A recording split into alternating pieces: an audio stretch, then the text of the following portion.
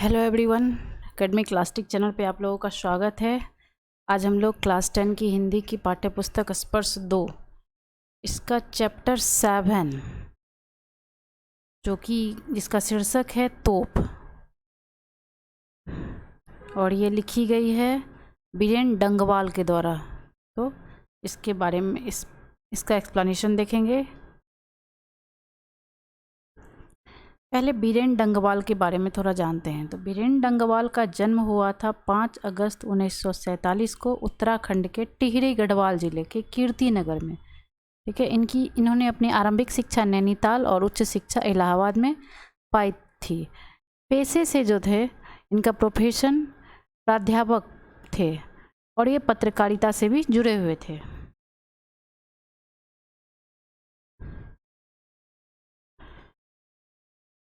बीरेन डंगवाल के अब तक 2 कविता संग्रह इसी दुनिया में और दुष्चक्र ये प्रकाशित हो चुके हैं, और इनकी मृत्यु जो हुई थी 28 सितंबर 2015 को हुई।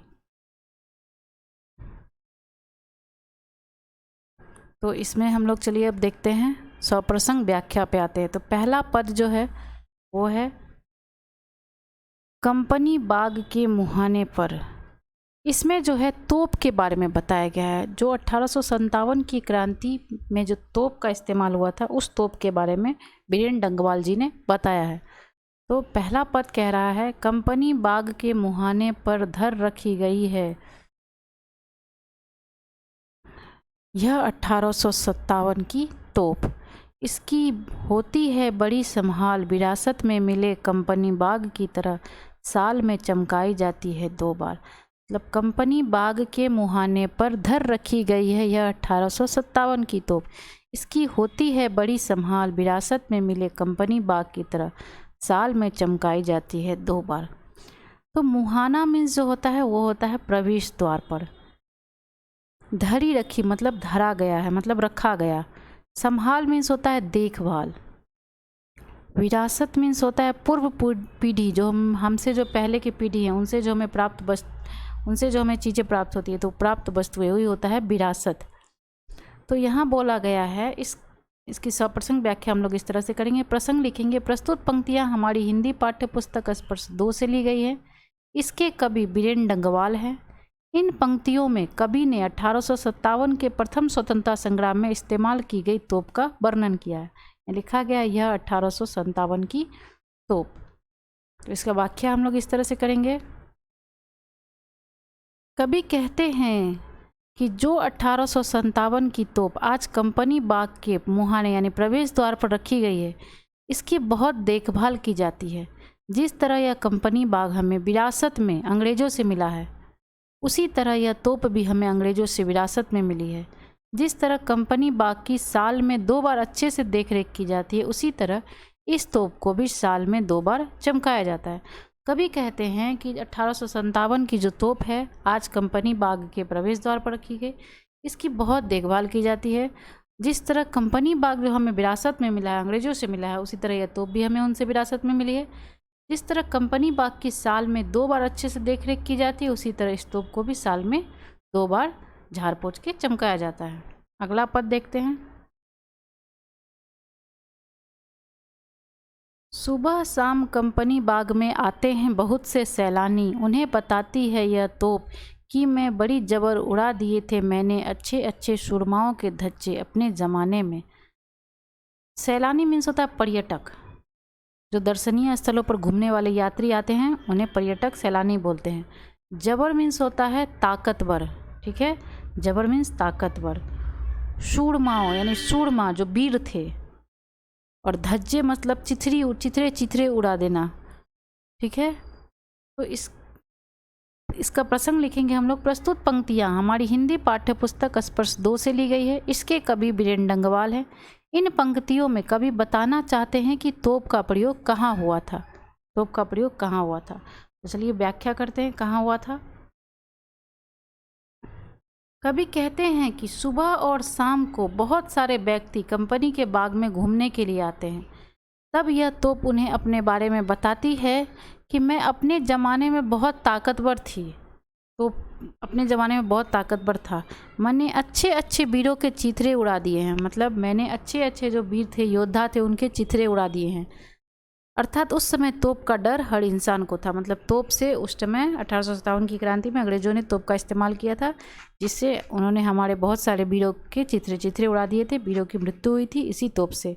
तो वह कहती है, जो बहुत सारे आते हैं सैलानी सुबह शाम, उनसे तोप कहती है अपने बारे में कि मैं अपने ज़माने में बहुत ताकतवर थी, मैंने अच्छे अच्छे वीरों के चिथड़े उड़ा दिए हैं। अर्थात उस समय जो तोप का डर हर इंसान को था। अगला पद देखते हैं। अगला पद कह रहा है, अब तो बहरहाल छोटे लड़कों की घुड़सवारी से अगर यह फायरिंग हो तो उसके ऊपर बैठकर चिड़िया ही अक्सर करती हैं गपशप। कभी कभी शैतानी में वे इसके भीतर भी घुस जाती हैं, खासकर गौरैयें। वे बताती हैं कि दरअसल कितनी भी बड़ी हो तो एक दिन तो होना ही है उसका मुंह बंद। बहरहाल होता है यहाँ बुरी स्थिति, मतलब तोप की भी अब बुरी स्थिति आ चुकी है। फायरिंग मीन्स होता है मुक्त या खाली, मतलब अब उसके छोटे लड़कों की गुबार से ये खाली हो गई है। मतलब अब हम लोग आते हैं इसकी सप्रसंग व्याख्या पे। तो इसका व्याख्या जो है, सब पहले हम लोग प्रसंग लिखेंगे। प्रसंग, प्रस्तुत पंक्तियां हमारी हिंदी पाठ्य पुस्तक स्पर्श 2 से ली गई है। इसके कवि बीरेन डंगवाल हैं। इन पंक्तियों में कवि कहना चाहते हैं कि किसी भी बुराई को हिम्मत और हौसले से खत्म किया जा सकता है। तोप के परिप्रेक्ष्य में कहा जा रहा है कि जिस तरह से आज तोप जो है सिर्फ देखने की वस्तु रह गई है, उसका भी अंत हो गया है, उसी तरह से हम लोग किसी भी बुराई को हिम्मत और हौसले से ख़त्म किया जा सकता है। व्याख्या देखते हैं। कभी कहते हैं कि अब तोप की स्थिति बहुत बुरी हो गई है। बहरहाल छोटे बच्चे इस पर बैठकर घुड़सवारी का खेल खेलते हैं। जब बच्चे इस पर नहीं खेल रहे होते हैं तब चिड़ियाँ इस पर बैठकर बातें करती है। मतलब कभी कहते हैं कि तोप की स्थिति अब खराब हो चुकी है, बहुत बुरी हो चुकी है। छोटे बच्चे जो है इस पर बैठकर अब घुड़सवारी करते हैं, मतलब वो छोटे बच्चे के लिए अब खिलौना बन गया है। जब बच्चे इस पर नहीं खेल रहे होते तब चिड़ियाँ इस पर बैठकर आपस में बातें करती हैं। यानी कि जब बच्चे घुड़सवारी नहीं करते, नहीं खेलते हैं, तब इस तोप पर चिड़ियाँ जो है, बहुत सारी चिड़ियाँ बैठकर आपस में बातें करती हैं। कभी कभी शरारती चिड़ियाँ, खासकर गौरैयें, तोप के अंदर घुस जाती हैं।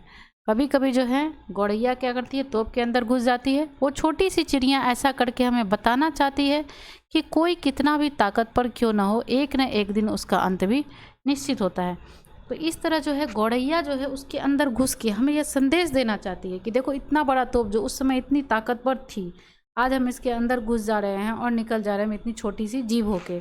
तो कहना चाहती है गौरैया कि कोई कितना भी ताकतवर क्यों न हो, एक न एक दिन उसका अंत भी निश्चित होता है, जिस तरह से इस तोप का हुआ है, जिस तरह से इसकी स्थिति अब बुरी हो गई है। तो इस कविता के माध्यम से कवि बीरेन डंगवाल जो है हमें यह बताना चाहते हैं कि हमें कभी भी घमंड नहीं करना चाहिए अपने ताकत का, अपने बल का, क्योंकि ताकतवर तोप भी तो ताकतवर थी, जो 1857 में इतने वीरों की चिथड़ी उड़ा दी थी। लेकिन आज तो इससे न बच्चे डर रहे हैं, न ही छोटी सी चिड़ियाँ डर रही है। इसका भी अंत हो गया है, इसका भी स्थिति खराब हो चुका है। इसी तरह हमें कभी भी घमंड नहीं करना चाहिए, क्योंकि घमंड का अंत तो होता ही है और बहुत बुरा अंत होता है। तो हमें कभी भी घमंड नहीं करनी चाहिए अपनी ताकत पर। वीडियो अच्छा लगे तो लाइक एंड शेयर ज़रूर करें। Thank you.